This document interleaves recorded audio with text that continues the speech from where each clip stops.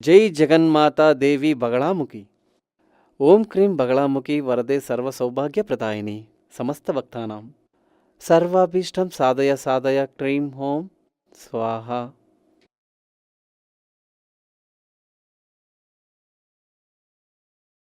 మాంగళ్య దోష పరిహారం దీని గురించి మీ అందరికీ చాలాసార్లు చెప్పాను. కానీ ఇప్పుడు మళ్ళీ మీ అందరికీ దాని గురించి చెప్పాల్సిన సందర్భం వచ్చింది. ఎందుకంటే ఒక 15 రోజుల ముందు ఇద్దరు పేరెంట్స్ అనగా అమ్మాయి ఇంటి తరపు నుంచి మరియు అబ్బాయి ఇంటి తరపు నుంచి అమ్మాయి పేరెంట్స్, తన అమ్మా నాన్న, అలాగే అబ్బాయి వాళ్ళ అమ్మా నాన్న, వీళ్ళిద్దరూ ఆ నలుగురు కలిసి నా దగ్గరికి వచ్చారు. వాళ్ళొచ్చి చెప్పారు, స్వామి, నా కూతురికి పెళ్ళయ్యి 6 నెలలు కలిసే ఉన్నారు, కానీ ఇప్పుడు విడిపోయారు. అమ్మాయి ఫ్యామిలీ వాళ్ళు అబ్బాయి ఫ్యామిలీ వాళ్ళు కలిసే వచ్చారు. అయితే ఇద్దరు విడిపోయారు. కారణం లేకుండా విడిపోయారు. మాకు తెలిసినంత వరకు అబ్బాయి ఇంటి వాళ్ళు, అబ్బాయి అమ్మా నాన్న చెప్తారు, మాకు తెలిసినంత వరకు వీళ్ళు చాలా మంచి కుటుంబం, మా నుంచి ఎలాంటి ఇబ్బందులు కూడా అమ్మాయికి లేదు. అదే రకంగా అమ్మాయి ఇంటి వాళ్ళు కూడా అబ్బాయి ఇంటి వాళ్ళ గురించి చెప్తారు. కానీ వీళ్ళిద్దరూ విడిపోయారు. పెళ్ళైన 6 నెలలకి విడిపోయి ఇప్పటికీ 3 సంవత్సరాలు అయిందని చెప్పారు. సరే, నేను అడిగాను, మీరు వీళ్ళిద్దరి జాతకాలు చూసే వీళ్ళిద్దరి పెళ్లి చేశారా? జాతకంలో మాంగళ్య దోషం ఏదైనా ఉండిందా? వాటివన్నీ సరిగ్గా గమనించే వీళ్ళ పెళ్లి చేశారా అని అడిగాను. అవును, అన్నీ సరిగ్గా చూశాము అన్నారు. కొన్ని దోషాలున్నాయని చెప్పారు. దానికి పరిహారం చేసిన తర్వాతనే వీళ్ళ పెళ్లి చేశాం. సరే, ఒకరోజు మీరు నా అపాయింట్మెంట్ తీసుకొని వీళ్ళ జాతకాలతో మళ్ళీ నన్ను వచ్చి కలవండి అని చెప్పా. ఒక 2-3 రోజుల తర్వాత జాతకాలతో వచ్చారు. ఆ జాతకం చూస్తున్నప్పుడు ఆ జాతకంలో నేను సంపూర్ణంగా గమనించాను. నా వరకు నక్షత్రాల గురించి కూడా చూశాను. దినకూట, గణకూట, రజకూట, రాశికూట, యోనికూట, వేదకూట, ఇలాంటివి 10 కూటాలున్నాయి. వాళ్ళు చూపించిన ఆచార్యులు అందులో ఏం రాసిచ్చారంటే 85% కలుస్తుంది అని. అంటే 8 కూటాలు కలిసొచ్చిందనమాట. ముగ్గురు ఇవ్వబడిన ఆ వాళ్ళ సర్టిఫికెట్, ఆ ఒపీనియన్, ఆ అస్ట్రాలజర్స్ ఇచ్చిన ఆ కూటాలని చూసి ఆ కూటాలు కలుస్తాయనే లిస్ట్ కూడా వాళ్ళు నాకు ఇచ్చారు. కలుస్తుంది, అయినా విడిపోయారు. కారణం ఏమని అడిగితే అబ్బాయి కూడా చెప్పట్లేదు, అమ్మాయి కూడా చెప్పట్లేదు. నేను చెప్పాను, ఈ జాతకాల ప్రకారం ఇంతకు ముందే చూసి చెప్పినట్టు ఆచార్యులు చెప్పినవన్నీ కరెక్టే, ఈ జాతకం కలిసింది అని. వాళ్ళు చెప్పినట్టు 8 కూటాలు ఉన్నాయి. ఆ 8 కూటాలు నక్షత్ర కూటాలు మాత్రమే. కావలసింటే మీరు కూడా పంచాంగాన్ని తీసి చూడండి. రాశికూటం, రాశ్యాధిపతి కూటం, వర్షకూటం, ఇలాంటివన్నీ ఉంటాయి. స్త్రీ నక్షత్రానికి ఎలాంటి నక్షత్రాలు కలిసి వస్తాయని కూడా రాసి ఉంటారు. ఇది నక్షత్ర కూటాలు మాత్రమే. అది టోటలా 10 కూటాలు పంచాంగంలో రాసి ఉంటారు.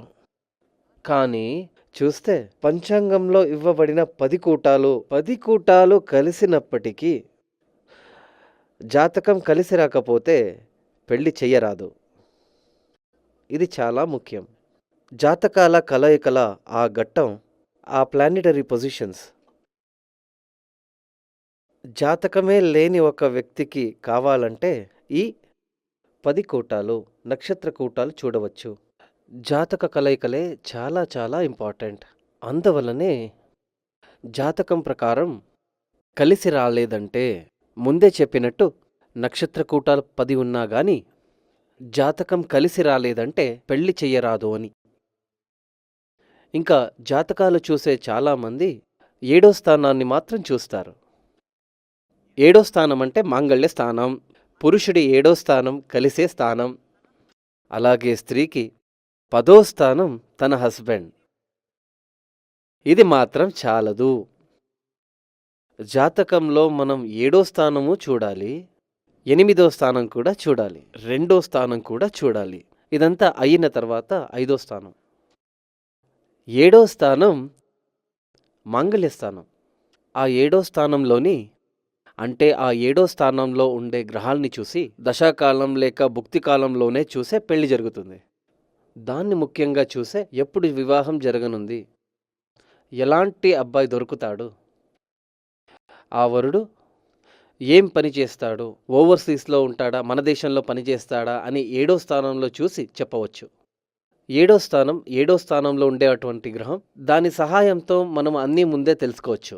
ఒక గ్రహాన్ని చూసి బలం చెప్తే అది సరిపోదు, అందుకే 3 గ్రహాల్ని చూసి బలం చెప్పాలి.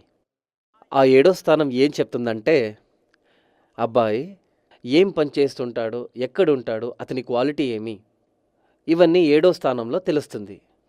8వ స్థానం వచ్చి దాంపత్య జీవనం గురించి. ఇది చాలా చాలా చాలానే ముఖ్యం. ఎందుకంటే పెళ్ళి ఎందుకు చేస్తారంటే కామశాంతి అవడానికి. 8వ స్థానంలో కామం గురించి తెలుస్తుంది. ఆ 8వ స్థానం మాత్రం కాదు, అందులో ఉండే గ్రహం శుక్రుడు.